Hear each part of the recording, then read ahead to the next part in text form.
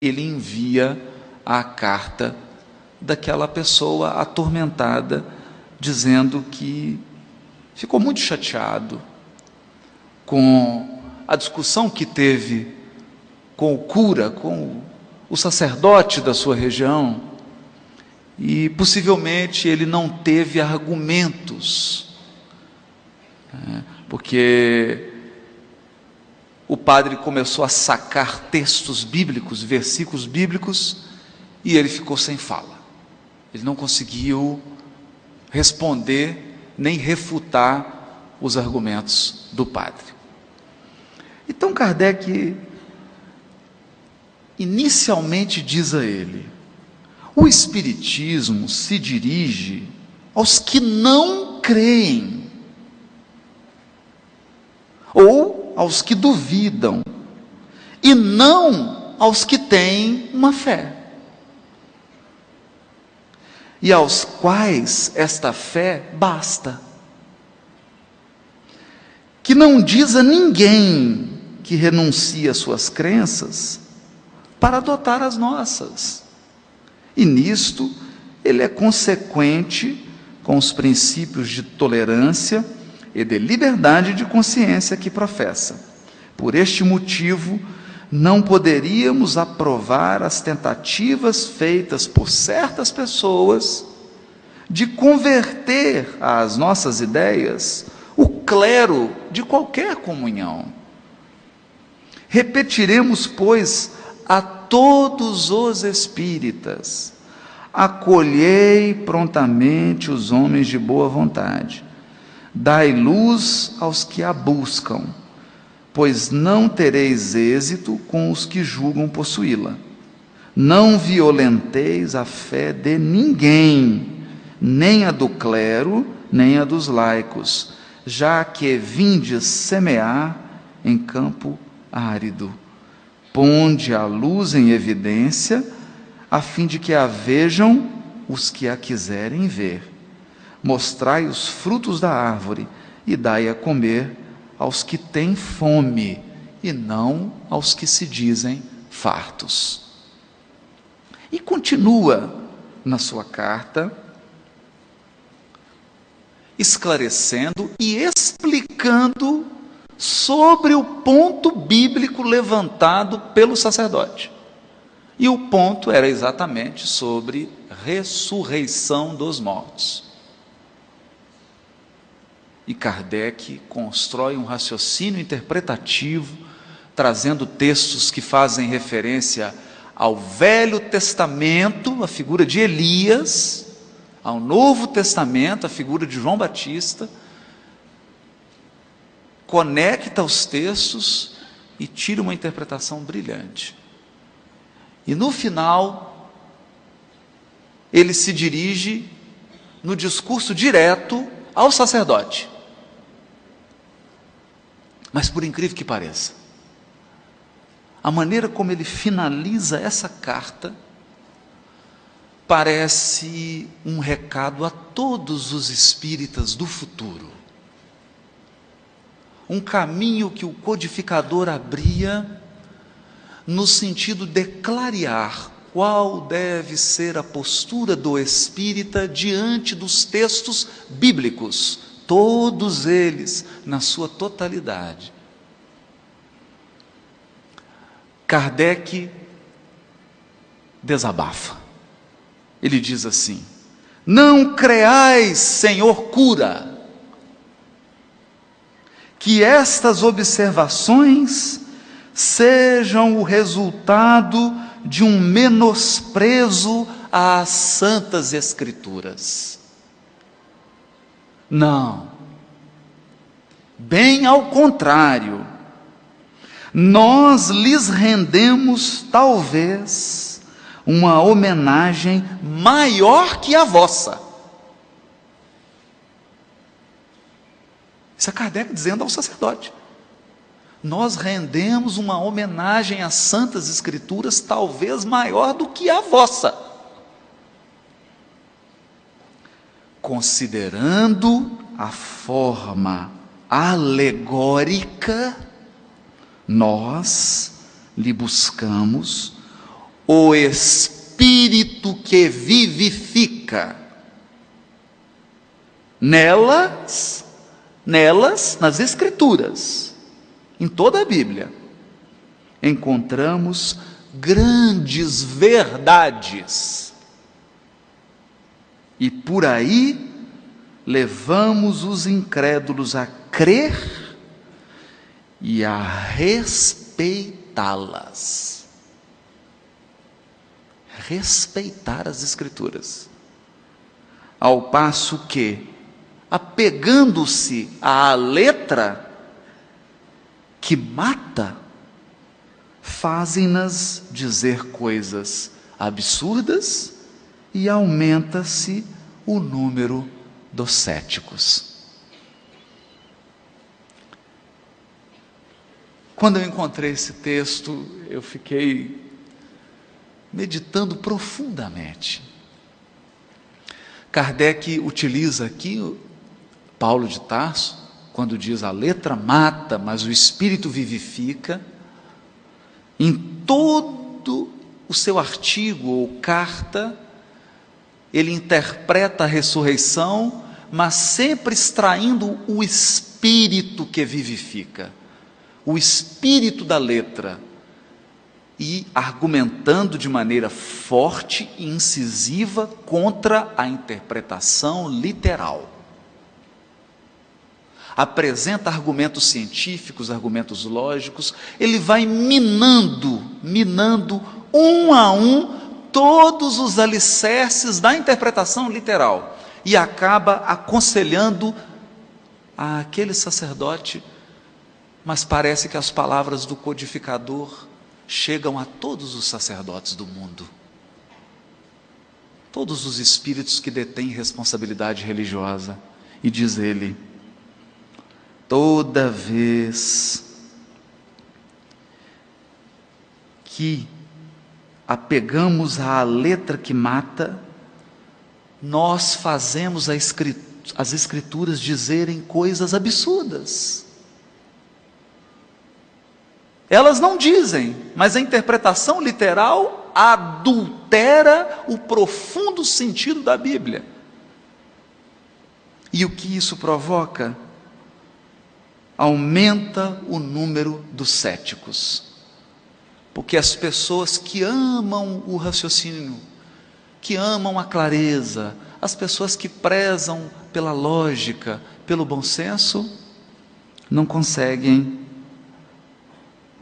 se adaptar, não conseguem aceitar essas interpretações literais absurdas que chegam a ferir as mais singelas leis naturais, os mais singelos conhecimentos de física, química, biologia e etc. Então, para nós, essa carta escondida em dezembro de 1863 é um farol. Toda vez que nos aproximamos de um texto das Escrituras, seja do Novo Testamento, seja do Velho Testamento. Porque aqui Kardec deixa o norte, a bússola, os princípios. Nós entendemos que as metodologias podem variar. É claro. Aliás, é bom que todos nós tenhamos uma caixa de ferramentas diversificadas, porque cada texto bíblico apresenta um problema diferente, e você não vai utilizar uma chave Phillips quando precisa de um martelo, da mesma maneira que não vai usar um martelo quando precisa de uma chave de fenda. A ferramenta deve ser adequada ao problema que você pretende resolver. Alguns textos vão exigir de nós uma abordagem mais cultural, porque senão nós não entenderemos o texto. Outros vão exigir uma aproximação mais histórica. Outros, ao contrário, vai pedir um exame mais específico da linguagem, das palavras, dos verbos, e assim por diante. Outros vão exigir um profundo conhecimento do mundo espiritual e das relações do mundo espiritual com o mundo físico para uma interpretação satisfatória. De modo que o intérprete deve, na verdade, aumentar o seu conjunto de ferramentas, ampliar a sua capacidade de abordar o texto, se ele quiser ser feliz na sua tarefa de interpretar de forma inteligente, produtiva, qualificada o texto das revelações, o texto bíblico. É esse o nosso norte, esse o nosso princípio. Mas surge, então, algumas dúvidas. Um dos grandes erros que nós podemos cometer é fazer uma interpretação fragmentária das falas de Allan Kardec. Aliás, para os meus colegas do direito, temos aqui, pelo menos o Marcelo, fica da área também, um dos maiores equívocos que alguém que pode cometer na interpretação de uma lei, é se apegar a um artigo da lei e achar que aquele artigo esgota todo o tema. Não esgota. Não esgota. Toda vez que você precisa resolver uma questão, você deve ler um conjunto de leis, um conjunto de artigos, e só depois de você coletar normas espalhadas, somente depois de você fazer uma harmonização, depois de uma visão sistêmica, você consegue claramente enxergar qual é de fato a regra que deve vigorar naquele caso específico. É assim no direito e é assim também na interpretação do texto bíblico.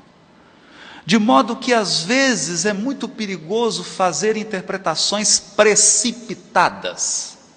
Kardec não combina com precipitação. Kardec não é fast food. Kardec é quase que um almoço italiano.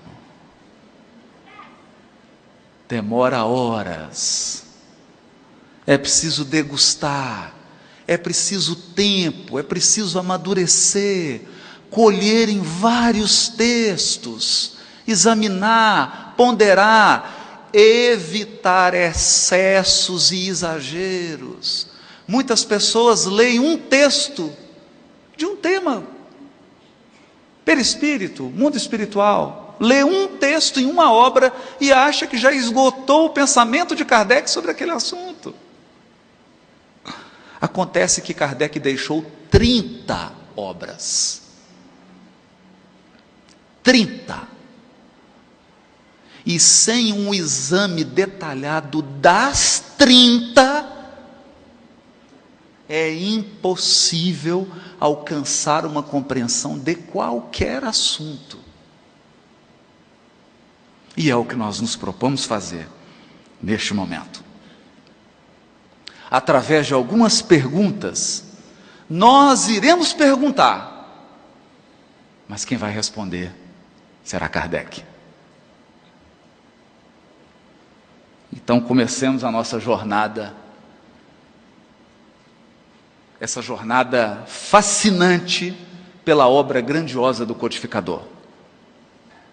E o primeiro passo da nossa longa jornada consiste numa compreensão de como se deu o processo de formulação da doutrina espírita. Kardec foi considerado pelo seu amigo e contemporâneo Camille Flammarion como o bom senso encarnado. Imaginem, Camille Flammarion não disse que ele é uma pessoa de bom senso, porque o bom senso era tão superlativo no codificador, que o seu amigo o via como o verdadeiro bom senso em pessoa. E o que caracteriza uma pessoa de bom senso? Ou melhor, o que caracteriza uma postura de bom senso? Porque nem sempre é possível manter o bom senso. Às vezes a gente perde o senso, escorrega, exagera. O que caracteriza uma postura de bom senso? Equilíbrio, nada de excesso. Toda abordagem de um assunto deve ser feita de forma equilibrada.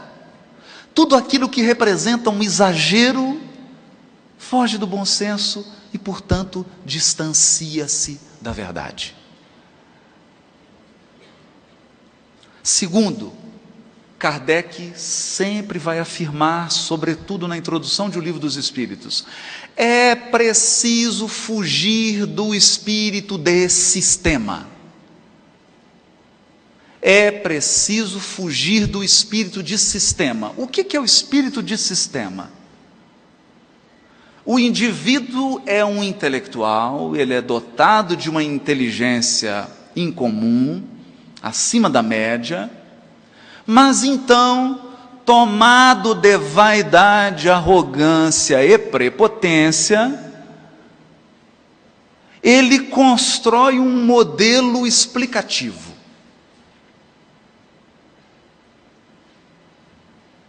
Nesse modelo explicativo, ele pretende explicar tudo. Tudo. Então, geralmente, ele constrói uma teoria, e com aquela teoria, ele acha que desvendou todos os segredos do universo para sempre.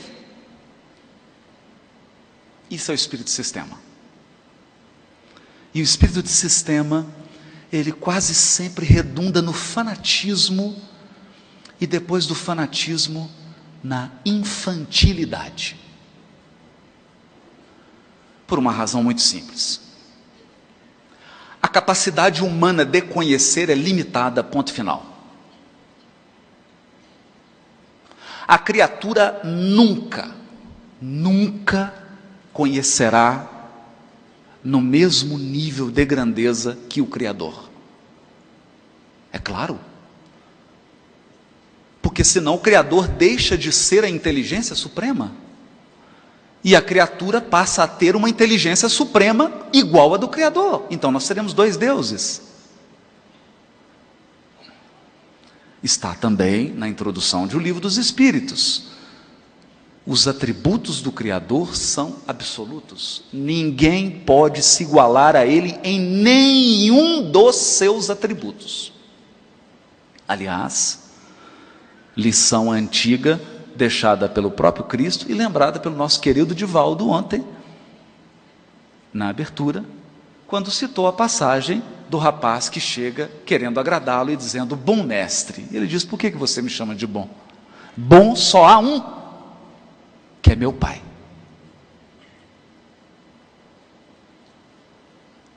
Então, quando eu construo um sistema querendo explicar tudo, é como se eu assumisse a posição de Deus e, a partir do ponto de vista de Deus, eu quisesse explicar a criação. Evidentemente, nós precisamos desconfiar dessas posturas. E, por incrível que pareça, elas são enormes.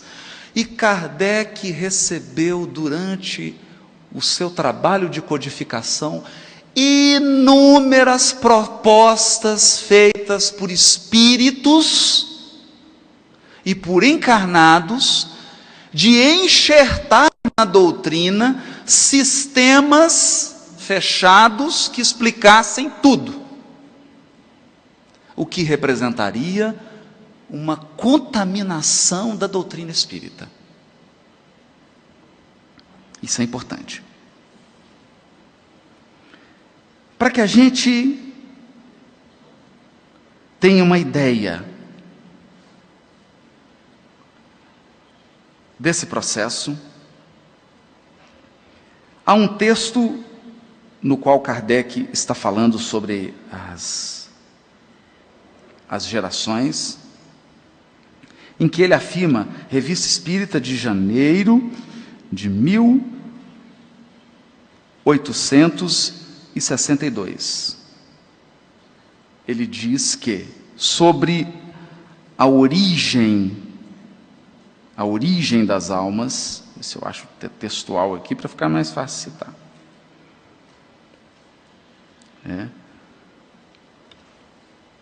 Olha que interessante o codificador. Ele vai escrever: não conhecemos e provavelmente jamais conheceremos. Olha a honestidade do codificador. Não conhecemos e provavelmente jamais conheceremos o ponto de partida da alma humana.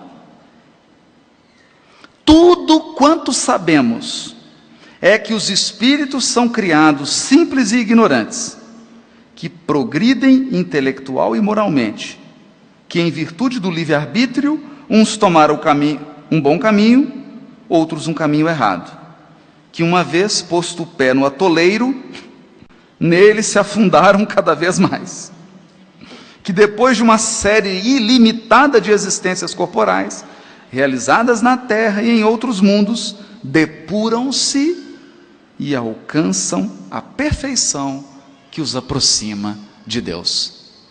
Mas quanto à origem da alma, ele diz, não sabemos. E talvez nunca saberemos. Essa é a vacina contra o espírito de sistema. Sabe por quê? Porque esse texto, ele se chama Ensaio de Interpretação sobre a doutrina dos anjos caídos. Então, janeiro de 1862. Kardec escreve um ensaio. Ensaio. O que é um ensaio? O ensaio é uma proposta em que você se permite cometer erros. Por exemplo, de manhã eu falei que 1/4 de hora tem 25 minutos.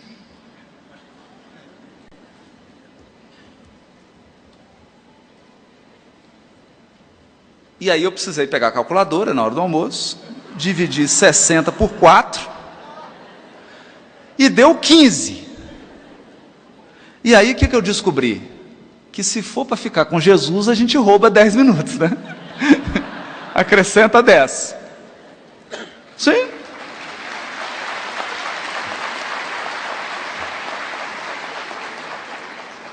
Então nós fomos agradecer a gráfica. A gráfica é do Buridan. Nós falamos Bosquerolli.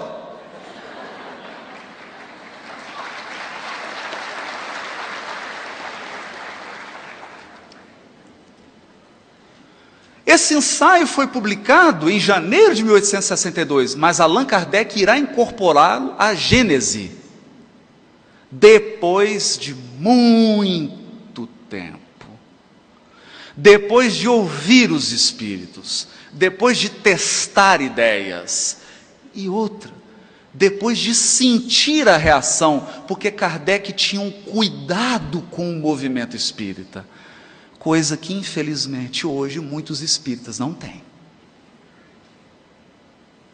Publicam ideias que ainda são prematuras, que não passaram pelo controle universal, que não foram discutidas, dialogadas, debatidas, que não foram amadurecidas. No direito nós chamamos de minuta, né, Marcelo? Você faz uma minuta do contrato, aí discute, muda, até chegar no contrato. Mas não, hoje em dia já sai das mãos do médium para a gráfica. Então Kardec testava, amadurecia o pensamento, expunha e se expunha. Porque quando você publica um ensaio, você está pedindo, me batam, me critiquem. Apontem os erros. Eu estou aqui para ouvir. Ele chega a dizer,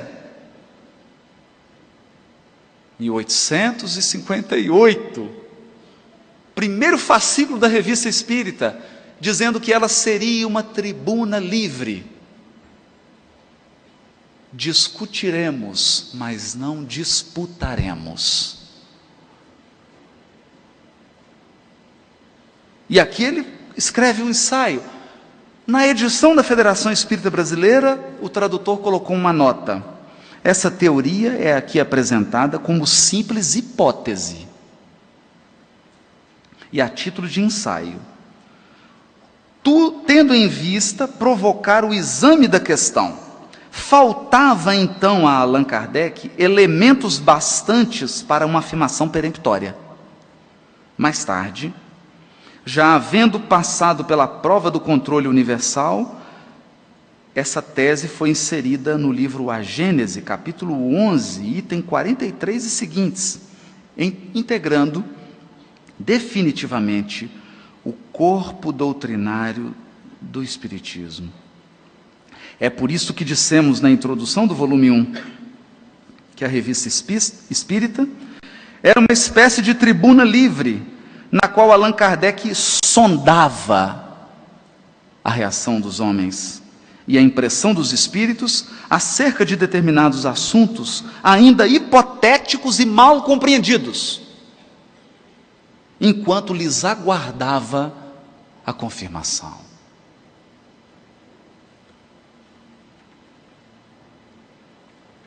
Porque a doutrina espírita não é uma doutrina de afirmações peremptórias, fechadas, fanáticas, fundamentalistas. A doutrina espírita é uma doutrina de proposições, de fé raciocinada, de raciocínio caridoso, de postura intelectual humilde, de vontade de aprender, vontade de dialogar, de trocar impressões, de trocar ideias e de construir coletivamente o conhecimento. Porque o que é o controle universal dos ensinos dos Espíritos, se não uma construção coletiva do conhecimento?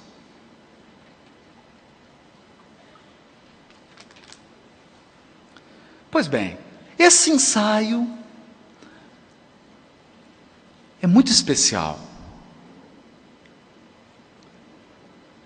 porque é um ensaio em que Kardec examina um texto do Velho Testamento. E uma das coisas que eu tenho ouvido muito é o seguinte, que nós devemos queimar o Velho Testamento porque Kardec não interpreta o Velho Testamento. Que o Velho Testamento não serve para nada.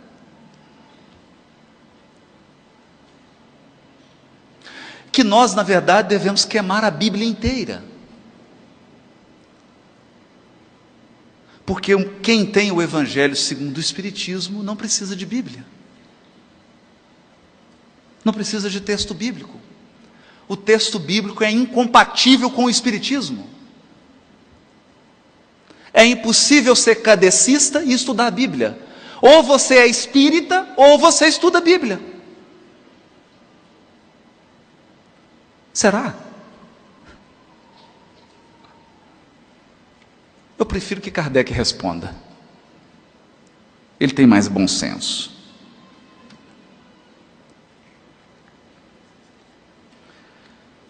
Na introdução, eu vou só mostrar aqui o Evangelho segundo o Espiritismo, tá? Para não falar que eu estou pegando texto. Vou mostrar aqui para o pessoal da mesa. Evangelho segundo o Espiritismo, edição da FEB, introdução, nota de Kardec.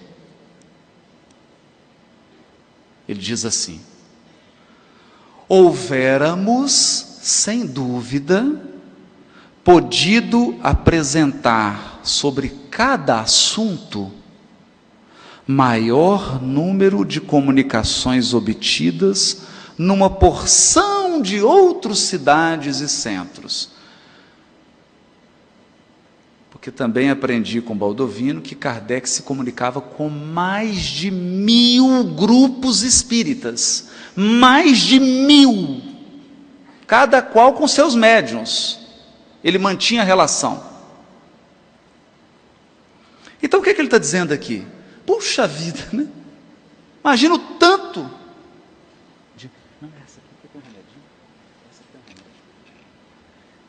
Ele recebia comunicações de diversos médiuns, desses mais de 1000 centros, dava vontade de fazer o quê? O Evangelho segundo o Espiritismo, em vez de ficar desse tamanho, ia ficar desse tamanho. Então ele diz isso, que podia apresentar sobre cada assunto maior número de comunicações obtidas numa porção de outras cidades e centros, além das que citamos. Tivemos, porém, de evitar a monotonia das repetições inúteis e limitar a nossa escolha às que, tanto pelo fundo quanto pela forma, se enquadravam melhor no plano desta obra. Então, muita calma nessa hora. O que Kardec está dizendo é que o Evangelho dos Espíritos, como nós apresentamos a hipótese na parte da manhã, possui um plano, possui uma proposta. Dentro dessa proposta, algumas comunicações se encaixavam, outras não. Porque é impossível você escrever uma obra para falar de tudo.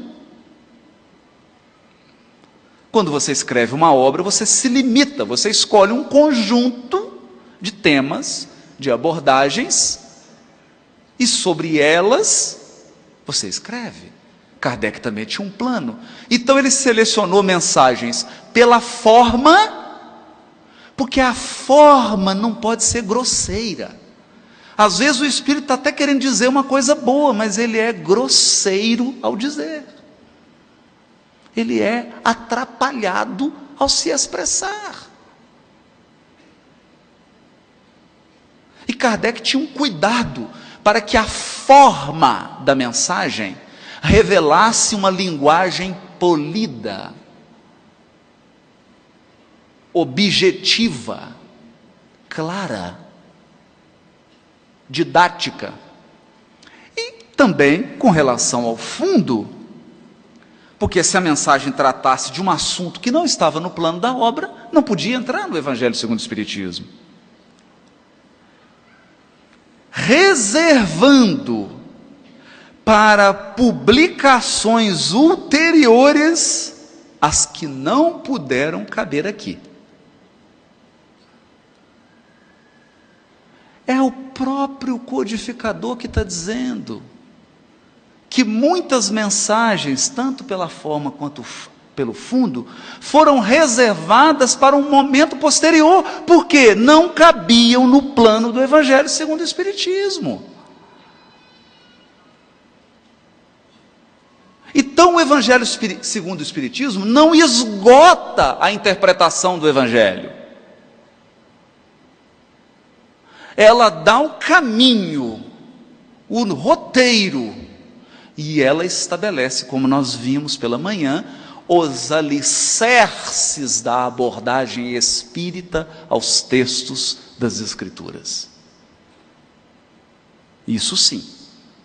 O Evangelho segundo o Espiritismo é como se fossem os princípios, os direitos e garantias fundamentais da nossa Constituição, que inspiram todos os demais artigos e todas as leis que se editarem hoje e no futuro.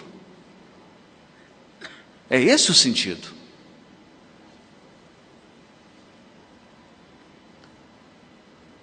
Vamos testar? Vamos testar? Vamos. Kardec começa a introdução de O Evangelho segundo o Espiritismo dizendo: podem dividir-se em 5 partes as matérias contidas nos Evangelhos. Os atos comuns da vida do Cristo, os milagres, as predições, as palavras que foram tomadas pela igreja para fundamento de seus dogmas e o ensino moral. As 4 primeiras têm sido objeto de controvérsias. A última, a parte moral, porém, conservou-se constantemente inatacável.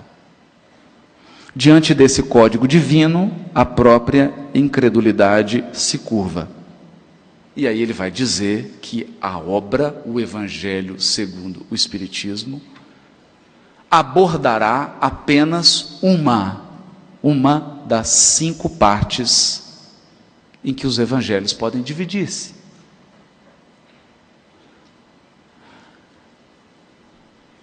Mas não existe na introdução nenhuma fala de Kardec que você não pode fazer uma interpretação das predições, das profecias, segundo o Espiritismo. Não existe nenhuma fala aqui de Kardec que você não possa fazer uma interpretação dos milagres à luz dos princípios da doutrina espírita. E sabe por que não tem? Porque ele está dizendo aqui na nota que as mensagens que não cabiam no plano geral da obra, ele reservaria para a publicação futura. E se você abrir um livro de Allan Kardec, existe esse livro dele, se chama A Gênese. E nesse livro ele interpretou as profecias, os milagres e os fatos extraordinários da vida de Jesus. Então, olha como que é importante adotar-se bom senso quando estudamos Kardec. Porque senão eu corro o risco de trazer o meu fundamentalismo para a obra da codificação, que não existe. Por uma razão muito simples. Nós possuímos atavismos. Todos nós aqui somos espíritos que tiveram dezenas de reencarnações em outras experiências religiosas. E se nós fizermos uma radiografia de cada um de nós aqui, nós vamos perceber que muitos aqui estiveram presentes em um dos lados na noite de São Bartolomeu. Muitos aqui participaram da Inquisição Espanhola. Alguns aqui, encarnados e desencarnados, foram responsáveis pela queima de livros de Kardec no Auto de Fé de Barcelona. Isso significa que nós temos que tomar cuidado com a gente. Eu, por exemplo, já apedrejei muita gente.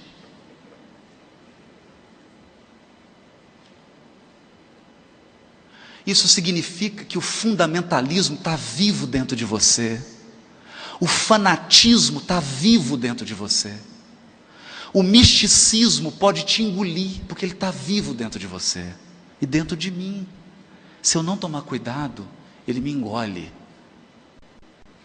E a doutrina espírita é uma doutrina de fé raciocinada. Ela não combina com fundamentalismo. Ela não combina com excessos. Ela não combina com discriminações. Não há assunto que o espírita não possa examinar. Ele pode examinar qualquer assunto. Estudar, refletir, indagar, comparar. Só deve tomar cuidado com o que ele publica. Porque a partir do momento que você publica, você interfere no espírito das massas.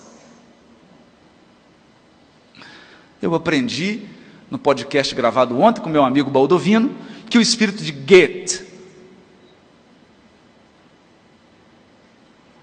comparece à sessão mediúnica em que estava Kardec e diz ter se arrependido do seu romance em que a personagem principal comete um suicídio no final da obra. Porque várias pessoas suicidaram na Alemanha depois que esse romance de Goethe foi publicado. Então a gente tem que tomar cuidado com o que publica. Mas refletir, examinar, nós podemos livremente. Fé raciocinada. Aliás, já dizia Paulo: examinai tudo, retende o bem. É preciso evitar esses excessos. Bom, o Evangelho segundo o Espiritismo, no seu plano geral, que nós vimos de forma ligeira, deteve-se na base, nos aspectos morais mais relevantes, que deveriam representar as balizas de qualquer interpretação. Porque se nós espíritas abrimos um livro bíblico, estudamos, mas não tiramos uma lição moral para a nossa vida, não valeu a pena estudar. Pode ter sido um exercício intelectual, uma esgrima intelectual, ou uma musculação intelectual, mas não trouxe proveito para a nossa vida espiritual, para o nosso aprimoramento enquanto espírito imortal. É por essa razão que nós sempre devemos extrair consequências morais dos estudos que nós fazemos. E devemos sempre indagar: qual a consequência moral desse estudo que eu estou fazendo agora? Em que isso irá melhorar a qualidade da minha vida, dos meus pensamentos, dos meus sentimentos, da minha conduta? Isso nós devemos nos perguntar, porque o espírita verdadeiro é alguém em luta com as suas imperfeições, é alguém que está sempre de olhar fixo nas suas imperfeições, buscando corrigi-las e incentivando as qualidades que já edificou no íntimo da sua alma. Esse é o plano do Evangelho segundo o Espiritismo, mas ele interpretou profecias e milagres no livro A Gênese. E mais, em diversos textos da Revista Espírita, Kardec fez interpretações primorosas do Velho Testamento, sobretudo do texto extraordinário do capítulo 3 de Gênesis, que é o texto que trata de Adão e Eva. Esse texto, nós não vamos nos deter nisso,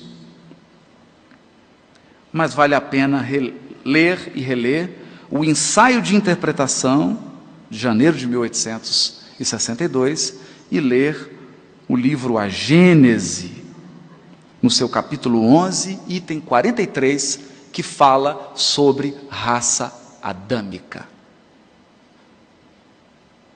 E muitos perguntam: Adão é um homem? Adão é uma pessoa? Adão tinha CPF? Declarava imposto de renda? Quando essa questão foi magistralmente abordada por Allan Kardec. Magistralmente abordada. Mas eu gostaria de ler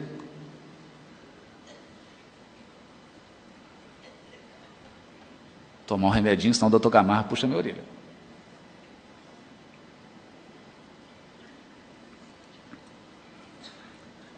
Kardec diz assim: a questão de Adão como tronco único da espécie humana na Terra é, como se sabe, muito controvertida, porque as leis antropológicas lhe demonstram a impossibilidade, sem falar dos documentos autênticos da história chinesa, que provam que a população do globo remonta a uma época muito anterior à atribuída a Adão pela cronologia bíblica. Adão completa o seu aniversário 6.000 anos, já está velhinho, né? 6.000 anos. E nós temos registros de civilização, da civilização chinesa, muito anterior a 6.000 anos. É isso que Kardec está dizendo. Então, a história de Adão é pura invencionice?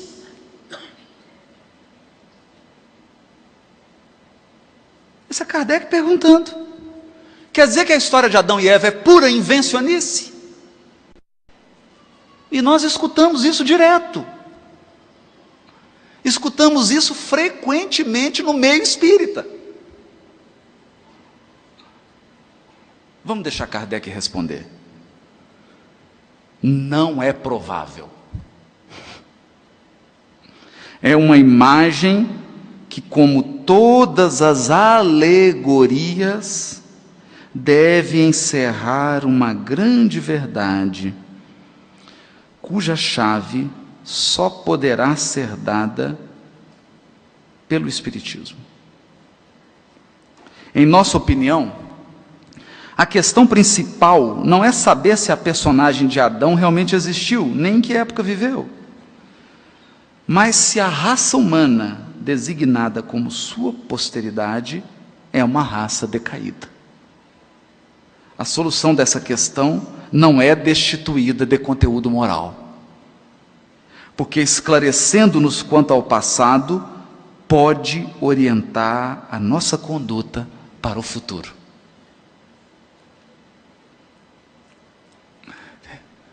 Então o problema é da interpretação literal. E ele vai dizer isso.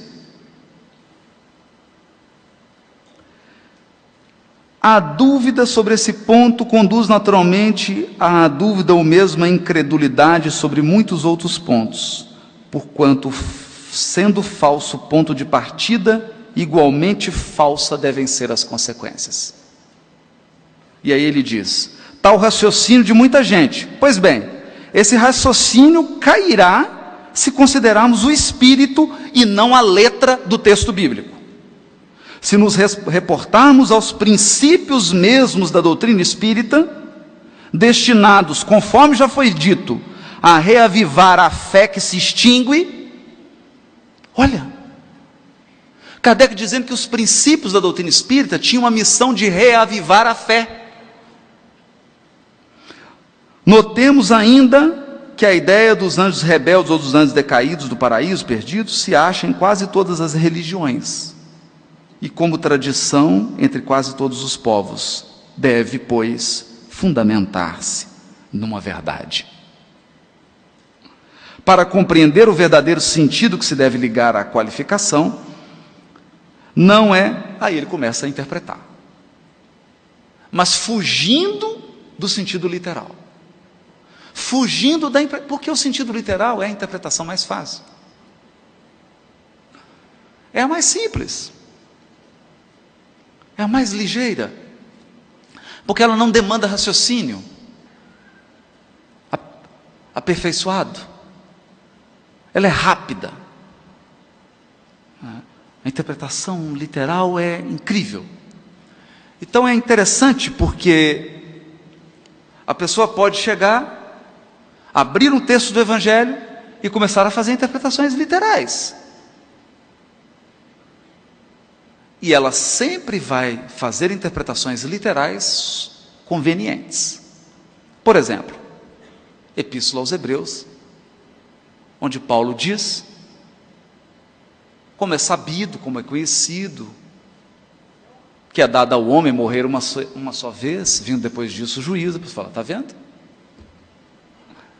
Não tem reencarnação, morre uma vez só. Morre uma vez só. Interpretação literal. E aí nós podemos dizer, bom, se é para interpretar literal, minha vez, posso falar? Pode. Quem aí fez alguma coisa de errado com os pés nessa encarnação? Corta.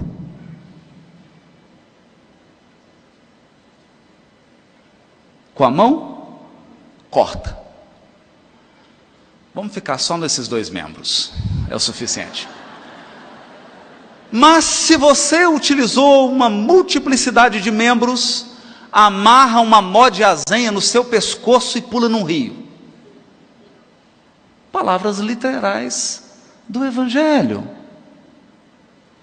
Se é para interpretar literalmente, vamos dar Vamos prosseguir. Aquele que não odiar pai e mãe não pode ser meu discípulo.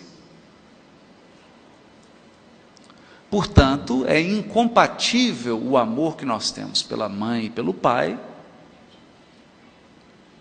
com o fato de seguir Jesus. Interpretação literal. E assim vai. E quando chega nos textos proféticos, então a tragédia é gigantesca. Quando não há interpretações muito curiosas. Muito curiosas. Eu me recordo de uma palestra de Divaldo Franco, em que ele conta um caso muito peculiar. Ele acabara de fazer a palestra e desce, e um senhor assim digamos que ele estava com um certo hálito etílico, e ele não passaria no bafômetro. Então ele chega para Divaldo e diz assim: olha, Jesus era alcoólatra.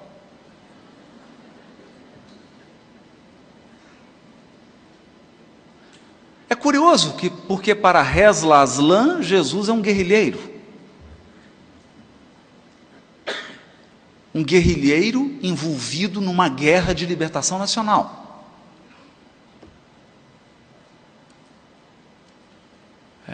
As pessoas tendem a projetar o que elas têm no íntimo sobre os outros.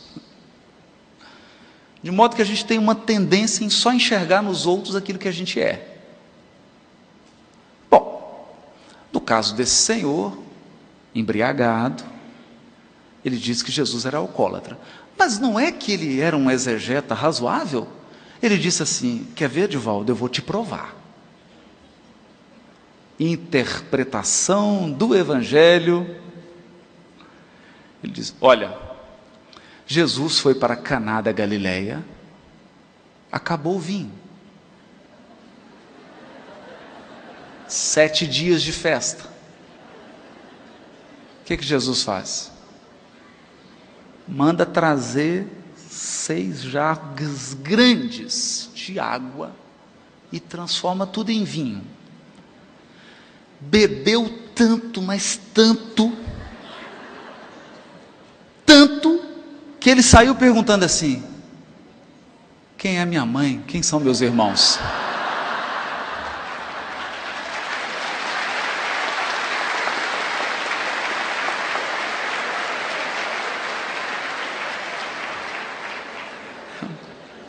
É curioso porque a interpretação literal, ela comete certos saltos. A interpretação literal, ela é sempre conveniente, porque o texto fala que Jesus transformou água em vinho, mas em nenhum momento do texto fala que ele bebeu. Então, nenhum problema no fato de ter bebido ou não bebido, não é esse o ponto. Não é esse o ponto. Mas eu não posso colocar no texto algo que não existe nele. Algo que não existe nele. Segundo, a distância entre essas passagens é enorme. Esses fatos ocorreram numa distância temporal incrível. As bodas de Caná estão no início da tarefa de Jesus. Essa fala, quem é minha mãe, quem são meus irmãos, estão da metade para frente. Mas a interpretação literal, ela é desajeitada. Quando alguém interpreta literalmente o texto bíblico, ela lembra alguém. Eu vou usar aqui um dialeto mineiro. Eu vou explicar. Em Minas Gerais existe o verbo trupicar. Eu trupico, tu trupicas. Trupicar é mais ou menos assim: tem uma pedra e você está andando, dá uma esbarrada, e aí você fica no cai e não cai. Às vezes cai, não necessariamente, mas o certo é que você se desequilibra, e aquele que estava andando parece que está correndo. É uma coisa bem desajeitada. Eu me lembro que na terra natal da minha mãe, havia um restaurante, e o sujeito colocou uma pedra na entrada, e escrito na pedra assim: trupique aqui. Porque depois que você trupica, você não consegue mais retomar. Você vai para frente. não necessariamente para cima.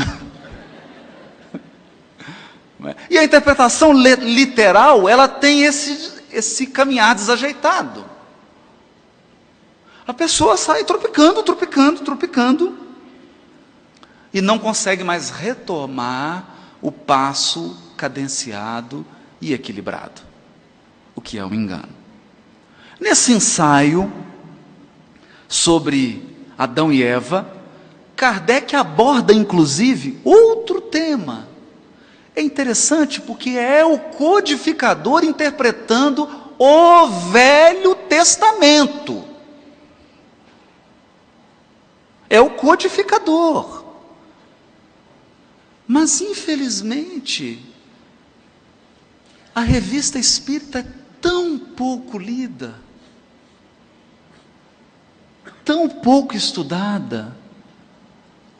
Algumas obras de Kardec têm um índice de leitura muito pequeno. Por exemplo, Céu e Inferno, a Gênese, Livro dos Médiuns. É uma leitura muito pequena. E o que nós fazemos? Temos uma imagem do codificador que não é a imagem adequada. Aqui ele examina, por exemplo, a criação em 6 dias. E ele traz algo óbvio, algo bastante óbvio. Nós não temos, às vezes, uma atenção com o texto. E o que nós fazemos? Trupicamos. Então a pessoa pega, Deus criou o mundo em 6 dias. Aí, não é possível. Em 6 dias não é possível. Eu sou geólogo. Não é possível em 6 dias. Trupicou. Vai ser difícil reequilibrar. Sabe por quê? Bom, até onde eu sei, se eu estiver errado, me corrijam, eu consultei hoje na Wikipedia, que o dia é decorrente da rotação da Terra em torno do seu próprio eixo, é isso mesmo? A Terra gira em torno do próprio eixo, e como ela está num relacionamento com o Sol está emanando luz, e ela girando, nós temos o fenômeno do dia e da noite. O dia específico, que é a parte de luz, noite, e o dia genérico, que é a soma da parte clara com a parte escura. O dia de 24 horas, aproximadamente 24 horas. Perfeito. Perfeito. Se você tiver em dúvida, é só jogar no Google aí agora. Não tem nenhum problema. Nós só temos um probleminha. O Sol só foi criado no 4º dia. Então, como que você contou os 3 primeiros?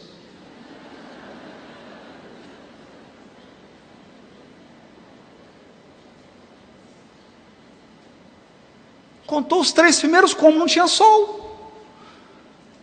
Ah, mas a Terra estava girando, e daí?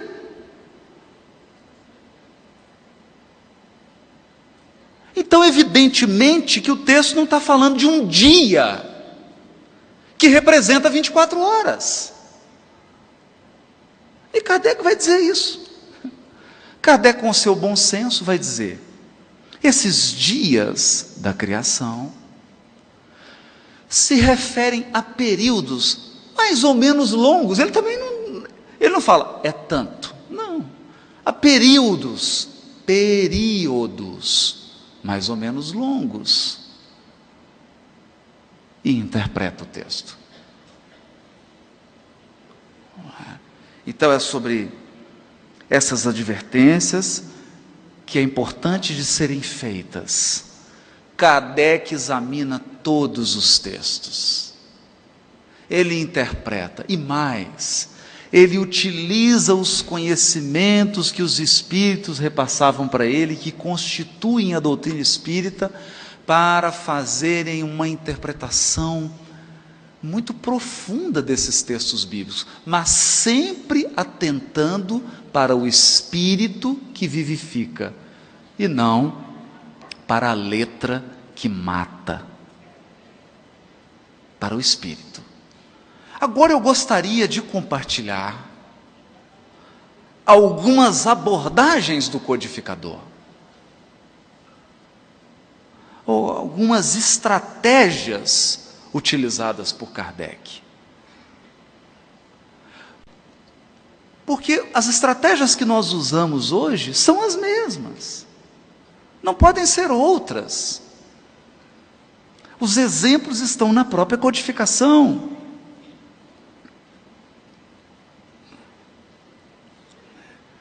A maneira como ele aborda, como ele avalia os temas, como ele interpreta a simbologia, como ele abre para o estudo. Ele coloca um texto, ele comenta, mas deixa os espíritos comentarem. Então nós podemos dizer que o Evangelho segundo o Espiritismo é uma reunião de estudo do Evangelho,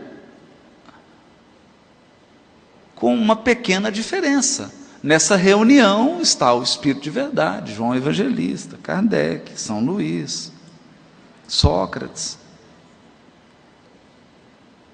É realmente uma reunião de notáveis.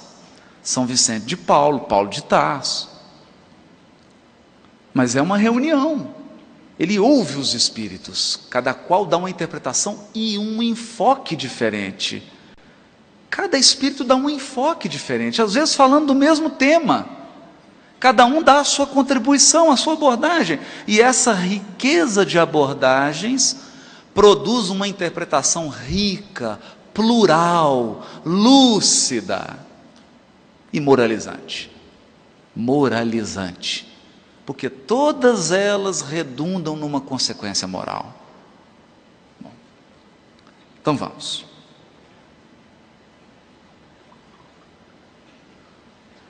Tomei todo o remédio.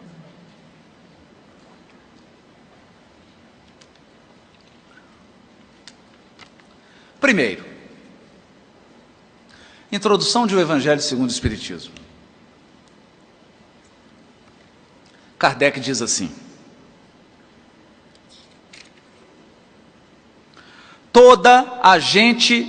todas as pessoas, toda a gente admira a moral evangélica. Nossa, Jesus é sublime, Jesus, e haja adjetivo. O ensino de Jesus é sublime, é maravilhoso. Todos lhe proclamam a sublimidade e a necessidade. Muitos, porém, assim se pronunciam por fé, confiados no que ouviram dizer, ou firmados em certas máximas que se tornaram proverbiais. Por exemplo, os últimos serão os primeiros serão os últimos. É uma máxima, virou um provérbio. Todo mundo lembra. Poucos, no entanto, a conhecem a fundo, e menos ainda são os que a compreendem e lhe sabem deduzir as consequências. Olha, a razão está, por muito, na dificuldade que apresenta o entendimento do Evangelho, que para o maior número dos seus leitores é ininteligível, incompreensível, não dá para ser compreendido. A forma alegórica e o intencional misticismo da linguagem, fazem que a maioria o leia por desencargo de consciência e por dever, como leem as preces, sem as entender, isto é, sem proveito. Passam-lhe despercebidos os preceitos morais. O que Kardec está dizendo? Que os preceitos morais de Jesus estão como doses homeopáticas escondidos nas alegorias, nas figuras de linguagem. Então é como se fosse um coco. Você tem que furar o coco para tomar água. Tem que romper a casca, o envoltório, para ter acesso à essência. Então o que ele diz? Passam-lhe despercebidos os preceitos morais, disseminados aqui e ali.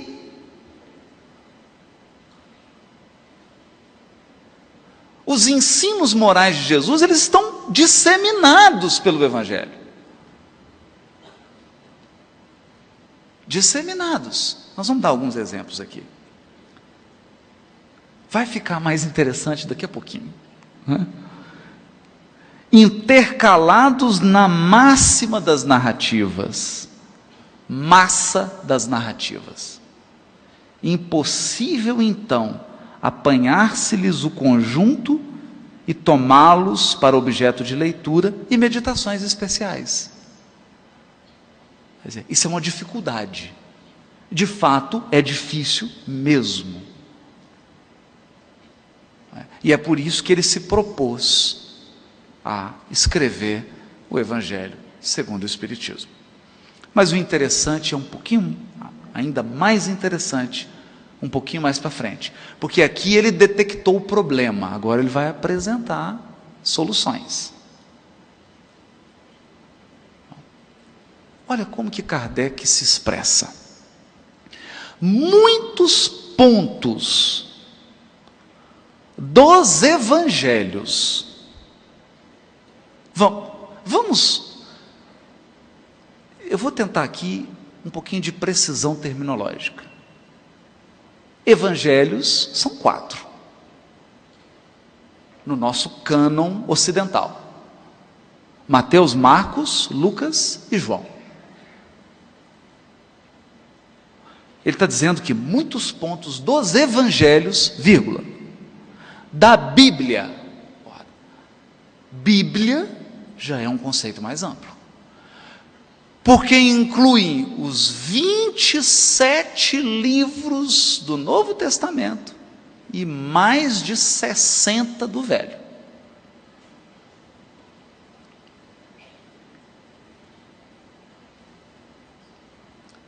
É uma literatura que cobre mais de 1.300 anos. Porque se você comparar Apocalipse e o livro Gênesis, é uma distância de mais de 1000 anos. Então, ele está dizendo, muitos pontos dos evangelhos, da Bíblia e dos autores sacros. Em geral, autores sacros, autores sagrados. Que autores sagrados? Que autores sagrados? Santo Agostinho? Porque Santo Agostinho deixou uma obra.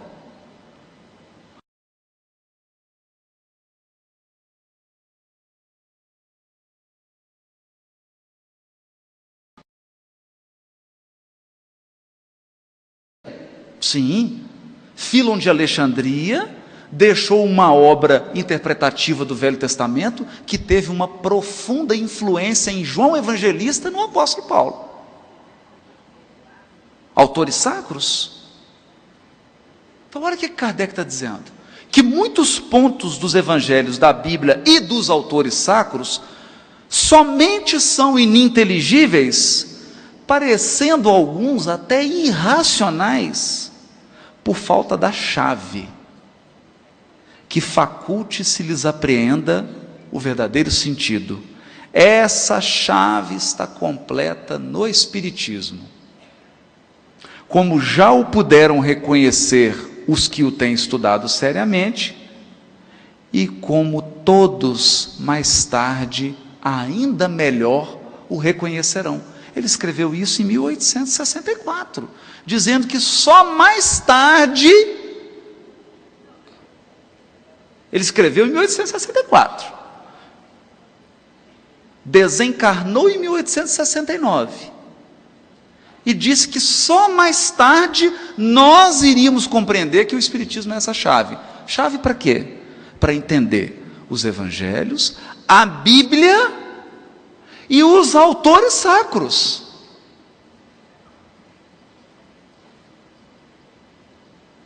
A pergunta é: nós adoramos Santo Agostinho, elogiamos Santo Agostinho, falamos bem dele, da mãe dele, lemos as mensagens de Santo Agostinho na codificação, mas quantos espíritas de verdade leram toda a obra de Santo Agostinho à luz da doutrina espírita?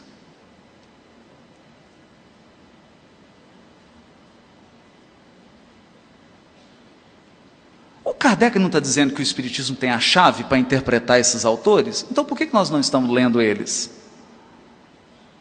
E quando alguém reúne a obra de Santo Agostinho para ler a obra à luz do Espiritismo, ele é criticado dizendo que está deturpando a doutrina espírita.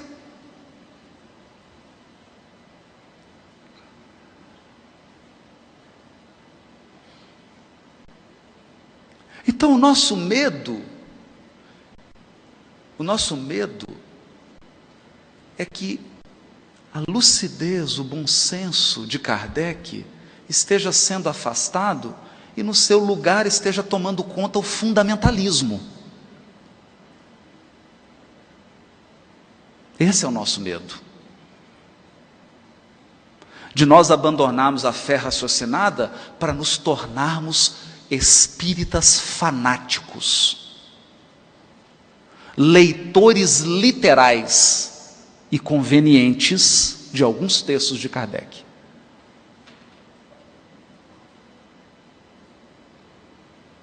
Esse é um receio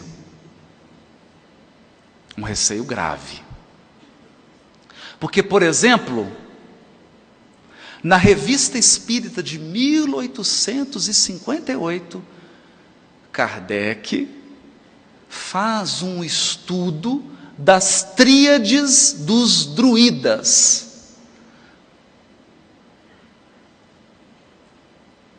Examina as tríades, que eram um sistema filosófico, teológico dos druidas, né? Muito interessante. Ele reproduz, né? Isso só está na tradução do Henrique Baldovino, viu, gente? A nota dizendo que livro que ele pegou, que livro que ele citou, qual que é o autor, você só encontra na tradução da Revista Espírita para o espanhol do Baldovino. Não tem em outro lugar.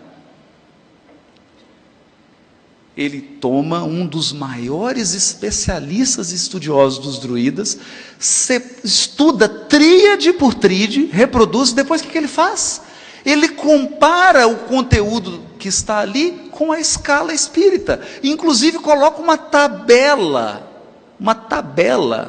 comparando o ensino dos druidas com o ensino dos espíritos,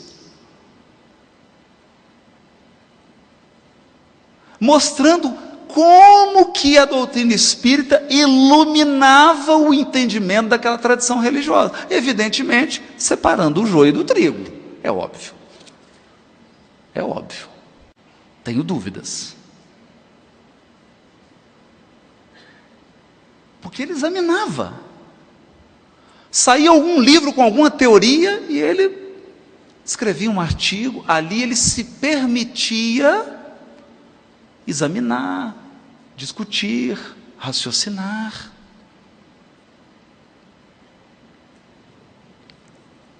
O que muitos de nós talvez desconheça é que na época de Kardec houve uma proliferação de livros sobre o cristianismo. E nessas abordagens nós chamamos de a fase hipercrítica. Muitos teólogos alemães, sobretudo da Europa como um todo, queriam fazer uma interpretação positivista do Novo Testamento e produziram obras, muitas obras. Quem quiser ter um resumo de toda essa produção literária, porque Kardec vai dialogar com essas obras, ele vai corrigir muitos dos vícios dessas obras na codificação?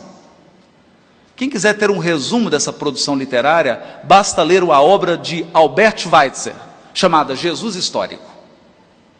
Já no início do século XX, Albert Schweitzer vai fazer um desabafo. Ele diz assim: o Jesus que estão querendo apresentar é um Jesus que mais se parece com os seus próprios expositores. Cada um quer apresentar um Jesus que parece com o próprio autor. E não está se fazendo um trabalho isento. E ele faz críticas veementes mesmo. Ele é bem, separa por épocas, por autores, por tradições. E a gente percebe que muitas dessas escolas e muitas dessas ideias, por exemplo, na época de Kardec, era corrente uma ideia. A ideia de que os apóstolos mentiram, eles esconderam o corpo de Jesus, enterraram em algum lugar, para dizer que ele ressuscitou.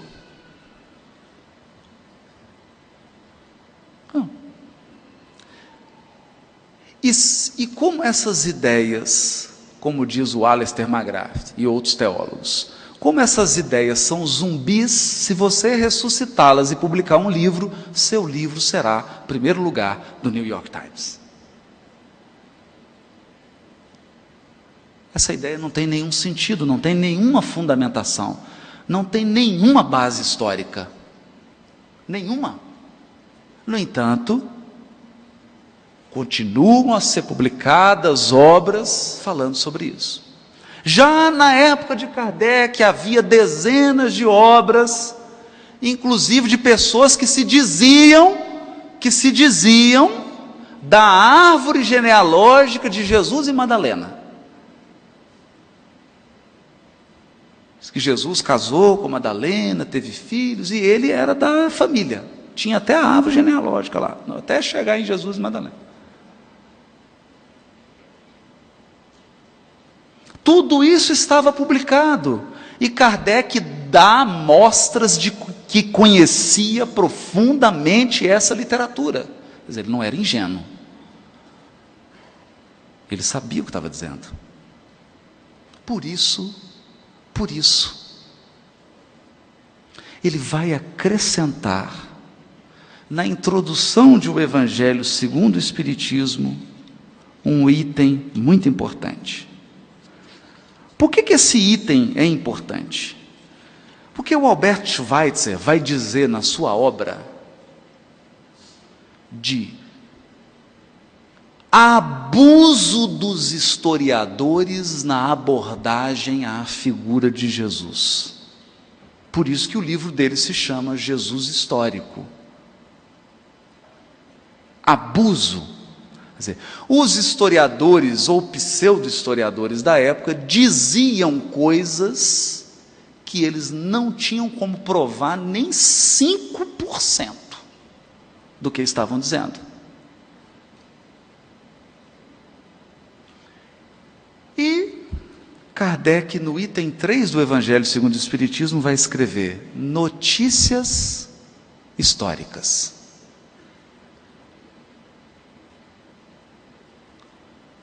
Notícias históricas. Por que será que ele deu esse título?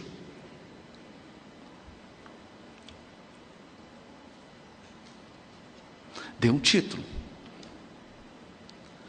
Agora, eu gostaria de destacar aqui um ponto interessantíssimo na abordagem do codificador.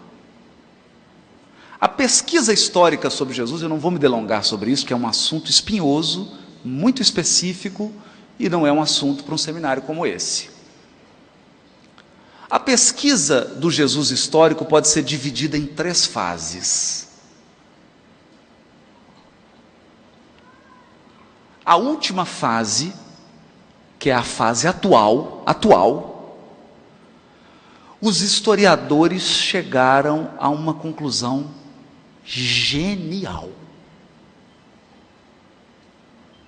Extraordinariamente genial. Sabe o que eles descobriram? Jesus nasceu na Judéia. Deu muito trabalho para descobrirem isso. E mais, descobriram que para você interpretar os ensinos de Jesus, você precisa conhecer os elementos da cultura de onde ele nasceu. É genial isso, não é? É fantástico. Foram necessários 250 anos para chegar a essa conclusão extraordinária.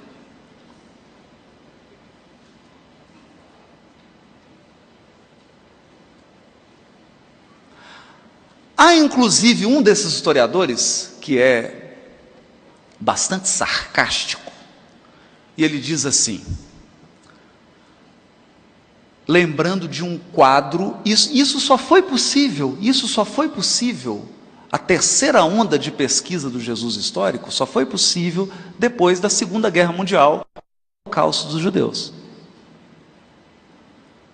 Porque aí os preconceitos e o antissemitismo caiu e eles começaram a admitir a possibilidade remota de que era preciso estudar a Palestina, a Galileia, o judaísmo. Era importante estudar para compreender a mensagem de Jesus, porque Jesus, eles estavam com uma desconfiança de que Jesus era hebreu.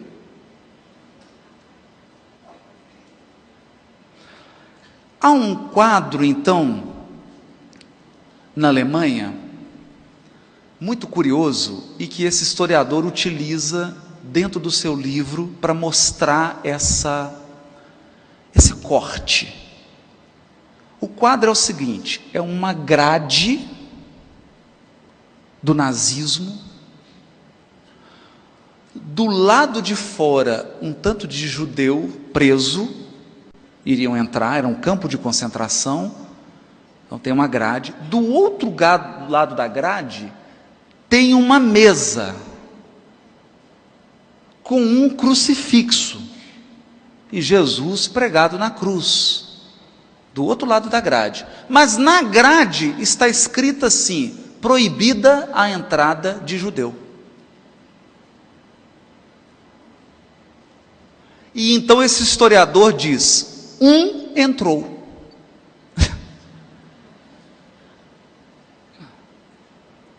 O crucificado furou a regra, foi o único judeu que entrou. Ou seja, por questões sociológicas, e que não vem ao caso mencionar, não se admitia, imaginem, a Bíblia era estudada apenas em latim, latim não é língua bíblica.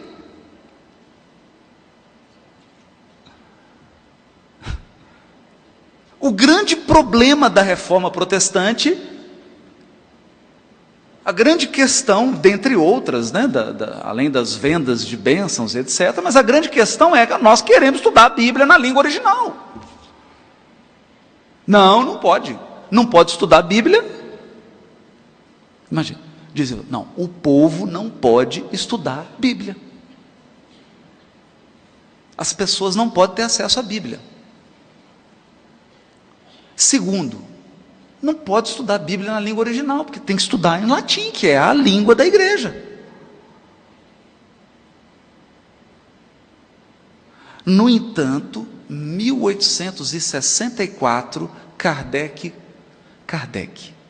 contrariamente a todos os historiadores da sua época, vai escrever no Evangelho segundo o Espiritismo, para bem se compreenderem algumas passagens dos Evangelhos, necessário se faz conhecer o valor de muitas palavras neles frequentemente empregadas e que caracterizam o estado dos costumes e da sociedade judia naquela época. Então Kardec já falava que é preciso conhecer o estado dos costumes e da sociedade judia naquela época, para entender-se certas palavras de Jesus. Já não tendo para nós o mesmo sentido, essas palavras foram com frequência mal interpretadas, causando isso uma espécie de incerteza.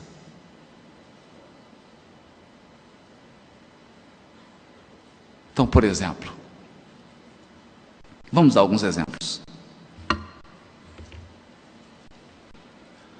O célebre exemplo do camelo. É mais fácil o camelo passar pelo fundo de uma agulha do que um rico entrar no reino de Deus.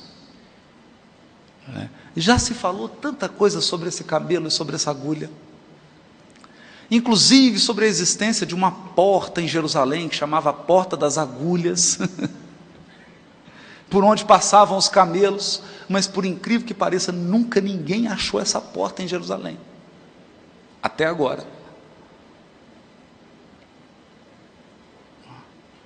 E o Joaquim Jeremias, um estudioso alemão que era arqueologista e exegeta, foi a Jerusalém e também não achou a porta, mas a questão é que em aramaico, camelo e linha é a mesma palavra. Então é um trocadilho,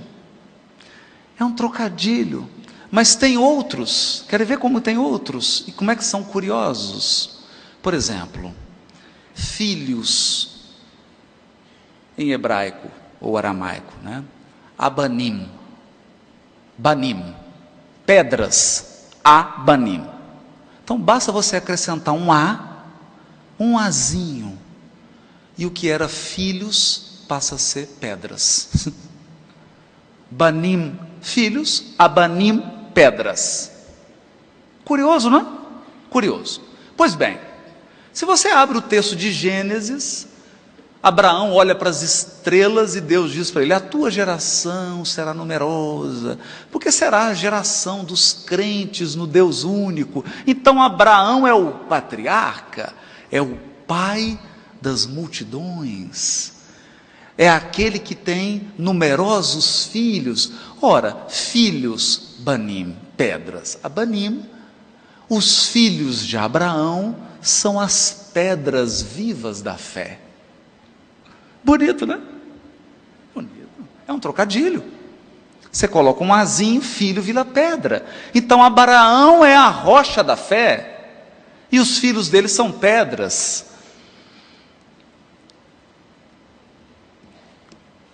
Então quando chegam para João Batista no deserto, assim, rápido, você vê como é que esses espíritos pensam rápido, né? Chega para ele, e João Batista, firme, começa a ensinar coisas. Eles dizem: você não é filho de Abraão, ensinando essas coisas erradas. Olha o trocadilho dele. Você está no deserto. O que tem no deserto? Pedra e areia, terra e pedra. Ele olha ao redor, não vê muita coisa e faz um trocadilho. Até dessas pedras, abanim, pode Deus levantar banim, filhos, para Abraão. É um trocadilho poético. Ele está brincando com a palavra. É isso que Kardec está dizendo. Se você não entende isso, fica difícil. No capítulo A Estranha Moral, Kardec vai interpretar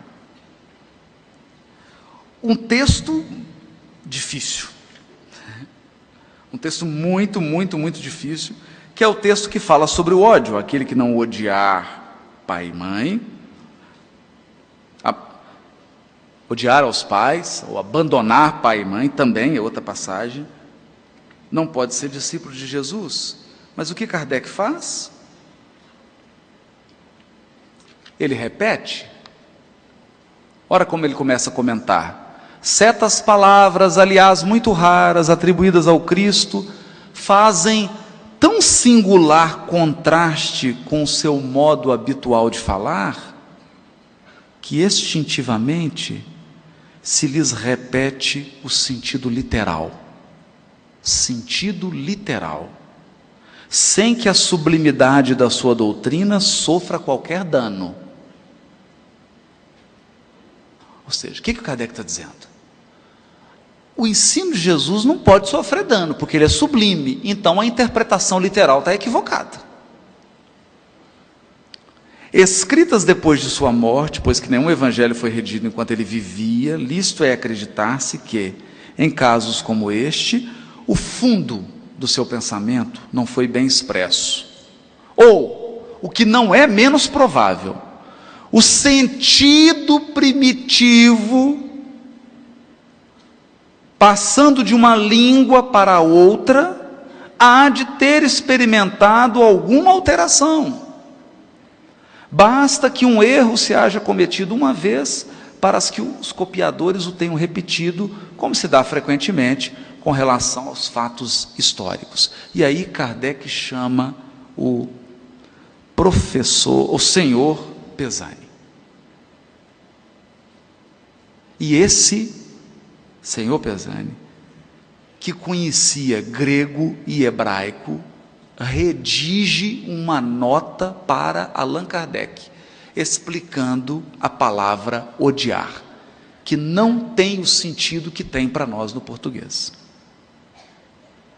E ele explica algo muito gostoso da língua hebraica, porque você não faz comparações, por exemplo, amar menos, isso não existe. O hebraico não se expressa assim. Eu gosto mais de sorvete de coco e menos de sorvete de morango. O hebraico diria assim: eu amo sorvete de coco e odeio sorvete de morango. Porque a maneira de comparar mais e menos se dá pela oposição. E aí ele explica isso aqui. Mas ele buscou a ajuda de alguém que conhecia para que pudesse auxiliá-lo, e está aqui no Evangelho segundo o Espiritismo. O que significa isso? Que todo mundo tem que ser um especialista em língua hebraica e língua grega? Claro que não. Da mesma maneira, você não precisa ser um dentista só porque você está com dor de dente, mas é bom que você procure um. Eu não sou homeopata, mas aqui na conferência eu tive que buscar o Dr. Gamarra, porque senão eu não estava de pé aqui. Então, como nós vivemos em sociedade, e como existe uma lei de cooperação, nós buscamos a ajuda das pessoas. Eu não preciso fazer tudo, mas eu devo buscar ajuda, somar, para aumentar a contribuição. E extrair o sentido moral. Mas muitos indagarão assim: mas qual a razão disso? Embora Kardec tenha escrito isso, que é necessário, e ele continua: cumpre ao demais se atenda aos costumes e ao caráter dos povos, pelo muito que influem sobre o gênio particular de seus idiomas. Sem esse conhecimento, escapa a miúde o sentido verdadeiro de certas palavras. De uma língua para outra, o mesmo termo se reveste de maior ou menor energia. Maior ou menor energia. Pode, numa, envolver injúria ou blasfêmia, e carecer de importância noutra, conforme a ideia que suscite. Na mesma língua, algumas palavras perdem o seu valor com o correr dos séculos. Por isso é que uma tradução rigorosamente literal nem sempre exprime perfeitamente o pensamento, e que para manter a exatidão se tem às vezes de empregar não termos correspondentes, mas outros equivalentes ou perífrase, uma frase paralela. Esse é o codificador. Vamos testar isso? Vamos testar. No início do capítulo A Estranha Moral, Kardec deixa um norte para interpretar o Evangelho. Qual que é o critério para interpretar o Evangelho? Jesus.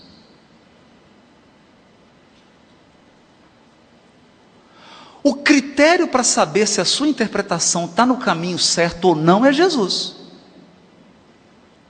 Porque se você extrai uma interpretação do texto bíblico, tanto do Velho quanto do Novo, que se choca com a vida e com a exemplificação de Jesus, a sua interpretação está errada. Então vamos examinar. Kardec está dizendo que o exemplo de Jesus é sublime, porque Jesus é manso, é pacificador, é misericordioso, é inclusivo, ele recebe a todos, ele perdoa a todos, ele educa a todos, ele é o médico das almas. Então, quando eu abro o Evangelho e vejo Jesus se dirigindo a Maria, dizendo assim: mulher, que tenho eu contigo? Imagine você, mãe, chega para o seu filho e fala: filho, vai escovar dente. E ele vira: mulher, que tenho eu contigo?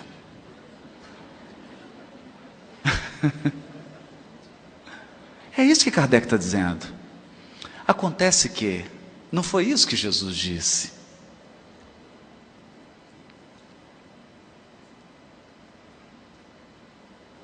A expressão mulher, ao se dirigir ao elemento feminino, ela não é desrespeitosa em hebraico ou aramaico na época de Jesus. Pelo contrário, ela é respeitosa.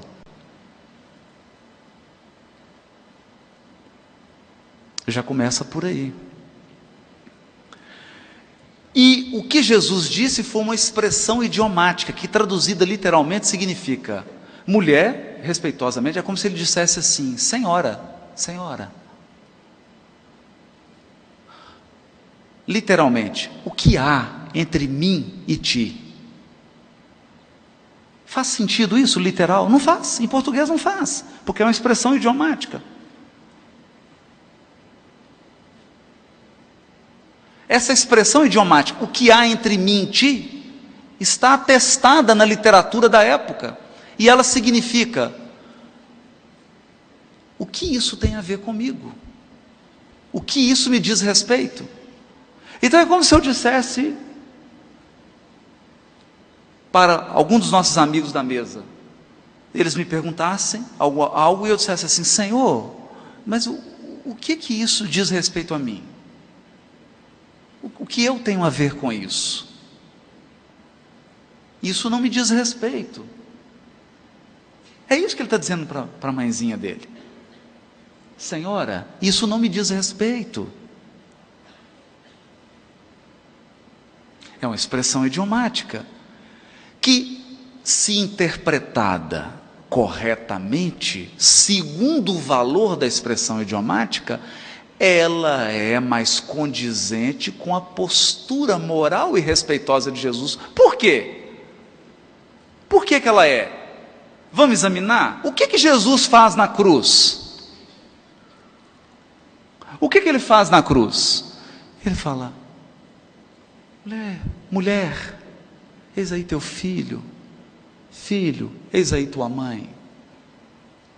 Cuida da sua mãezinha.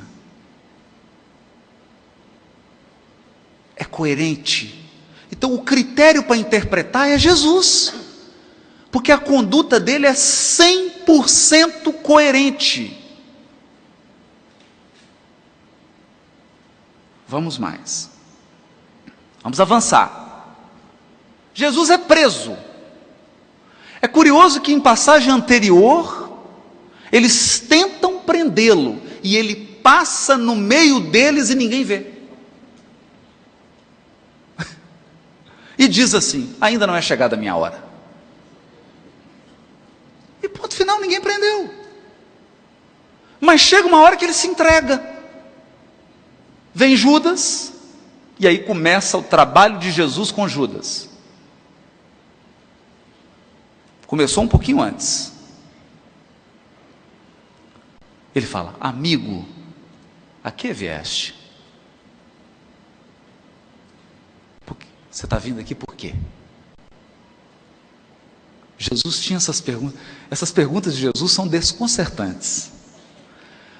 Chega um cego para ele: Senhor, Senhor. Ele fala: que queres que eu te faça? Aí todo mundo fala assim: mas eu não entendo isso, né? Que quer que eu faça? Que me cura, claro, eu sou cego, quero ser curado. Mas será que todo cego quer ser curado? Falando de cegueira física? Será que toda pessoa que não enxerga quer enxergar? Será que adianta explicar para alguém que não quer entender?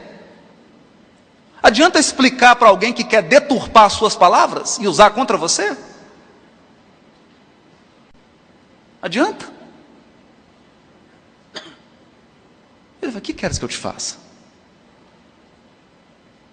Ou mesmo quando os discípulos, você imagina, os filhos de Zebedeu procuram ele: mestre. Ele: que buscais? Vocês estão buscando o quê? Aí o discípulo fica até zonzo. Então Jesus está sempre fazendo essas perguntas, e ele faz para Judas: amigo, a que vieste? Você veio para quê? E ali mais uma vez Judas tem uma noção exata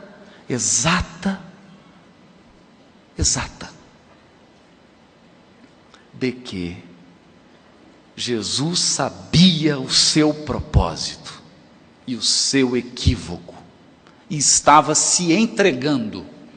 Aí eles prendem. Quando vão prender Jesus, aquele Simão tira a espada e corta a orelha do soldado.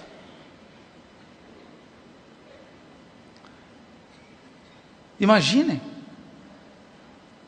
que situação delicada. Jesus pega a orelha, coloca no lugar e cura. Tranquilo? Olha a conduta de Jesus. Parece a conduta de alguém que está com medo? Parece a conduta de alguém que está apavorado? Não parece. Alguém aí consegue, se eu cortar a sua orelha, você colocar ela no lugar? Não, não pode ser médico, cirurgião plástico, não. E tem que ser imediato, sem anestesia, sem nada. É pegar a orelha, colocar no lugar e pronto, está curado. Não consegue, não consegue. E ele fez isso com um soldado.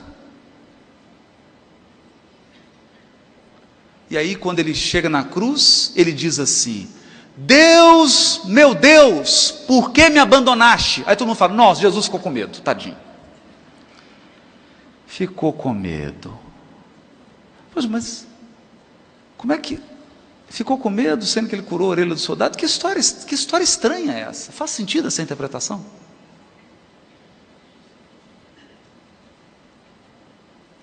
Aí você abre o Salmo 22 da sua Bíblia. Depois você chegar em casa, anota aí, Salmo 22. Salmo 22. Como que ele começa? Deus, meu Deus, por que me abandonaste? Esse é o Salmo.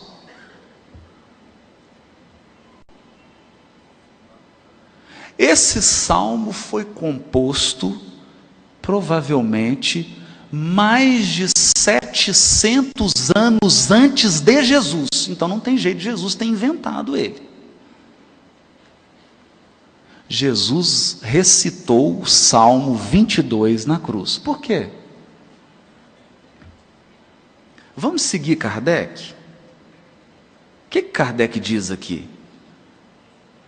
Certas palavras de Jesus, né? Vamos ler.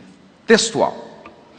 Para bem se compreenderem algumas passagens dos evangelhos, necessário se faz conhecer o valor de muitas palavras neles frequentemente empregadas e que caracterizam o estado dos costumes e da sociedade judia naquela época. Qual era o costume? Sabe qual era o costume? O costume era o seguinte: havia duas expectativas, no mínimo, na verdade são 5, vamos simplificar, são 5, eu vou simplificar, 2 expectativas messiânicas. O que significa isso? Todo mundo discutia, como será o Messias?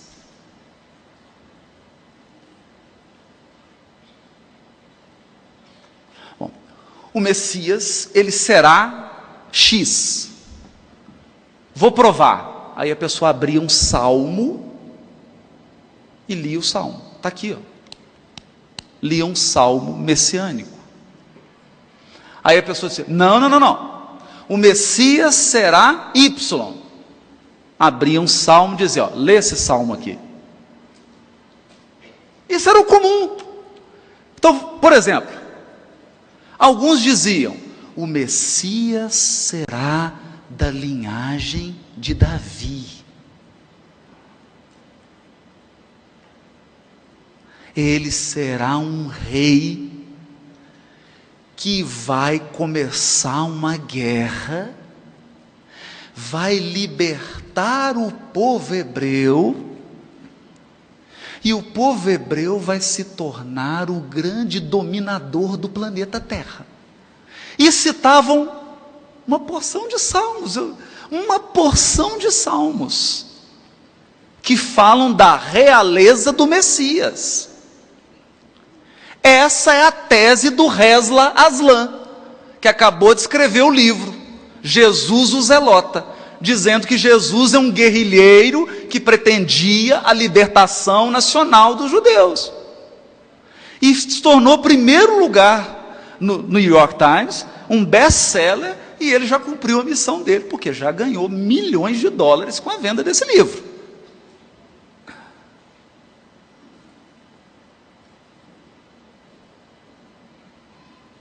É a tese. O Messias será um Messias guerreiro, que ele vai matar.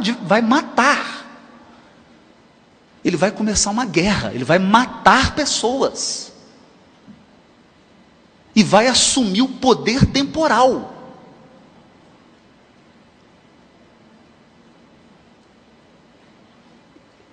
Olhe, isso é sério.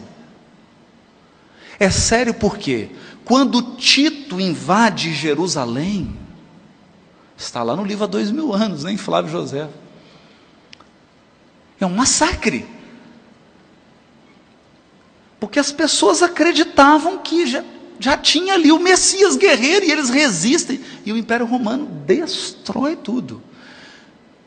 Como se não bastasse, alguns anos depois, 135, Bar Corba, o filho da estrela, um homem que se diz o Messias, ele falou, olha, eu sou o Messias, vai para Massada, uma fortaleza, no Mar Morto, e resiste durante alguns anos ao Império Romano, a ponto de o maior sábio hebreu da época, vivo para os judeus, o Rabi Akiva, que era um sábio. Imagina, Rabi Akiva estudou na escola de Hillel Gamaliel. Ele disse, não, Bar Corba é o Messias mesmo. Olha, e ele está vencendo os romanos, agora nós vamos vencer e vamos dominar o mundo. No entanto, havia uma outra ideia, a ideia de que o Messias não seria um guerreiro. E eles usavam 2 textos para comprovar essa ideia. Capítulo 52 de Isaías e Ele caminhará curvado, porque carregará todas as nossas dores. E citavam um salmo. Adivinha qual salmo? 22. Meu Deus, por que me abandonaste? E naquele momento que os discípulos estão olhando para Jesus crucificado, falando: meu Deus, mas ele não era o Messias, ele não era o Messias, ele andou sobre as águas, ele acalmou a tempestade, ele multiplicou pães, ele não é o Messias. Por que ele foi crucificado? Crucificação, quem é crucificado é maldito, está lá no Deuteronômio, não pode. E agora, será que ele é o Messias mesmo? Será que nós seguimos a pessoa errada? E aí Jesus diz para eles: meu Deus, por que me abandonaste?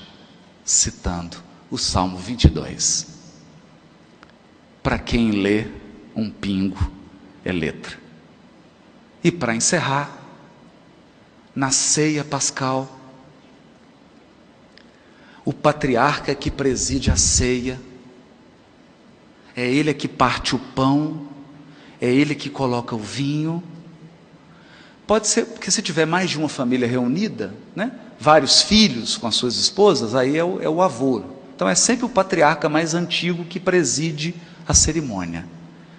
E existe um costume, ou existia um costume na época, que é igual às nossas festas de aniversário. Está lá o aniversariante, tem um bolo de aniversário, ele corta o bolo, e o primeiro pedaço vai para minha mãezinha querida. Então o primeiro pedaço você dá homenageando alguém, né? Para um filho, para uma esposa, você escolhe alguém. Na Páscoa, o patriarca partia o pão, e o primeiro pedaço vai para... e homenageava alguém. Na última ceia, Jesus parte o pão, e o primeiro pedaço vai para quem é o homenageado? Judas Iscariotes. Recebe o primeiro pedaço de pão, para selar de uma maneira sutil, como um trovão, a lição do perdão e do amor. Muito obrigado pela atenção de todos, irmão.